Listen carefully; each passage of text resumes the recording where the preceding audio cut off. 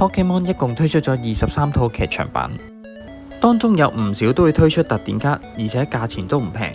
而最出名就係利基亞之爆彈特典卡古代夢夢 ，eBay 成交價2470蚊美金，接近2萬蚊嘅港紙。而最近有一張電影卡突然間爆升咗200幾個%，呢一張喺2015年上映電影《光輪之超魔神》嘅特典卡。睇返呢一張卡嘅 pop 數並唔多 ，PSA 10只係有1259張，但係佢就有一段好長嘅時間只係維持喺1000幾到2000幾蚊左右，冇乜上落。而喺6月19號到6月24號，短短5日之間，個價錢突然間由港幣3360升到10850，差唔多升咗222個%。唔知係咪因為呢一張卡有比卡招嘅關係，最近比卡招俾人炒起咗，令到呢一張卡都升。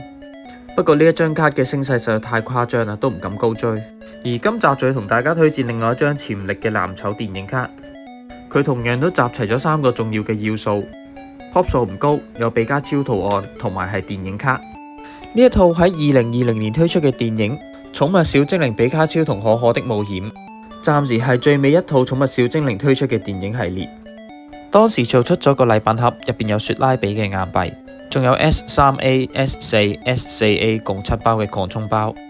同埋一張比卡超嘅特典卡。佢嘅pop數唔高，暫時只係1464。呢張卡嘅價錢大概係3800蚊左右嘅港紙，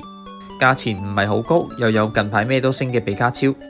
加埋啱啱又有電影卡俾人炒起咗，呢一張隨時係下一張被追捧嘅電影特典卡。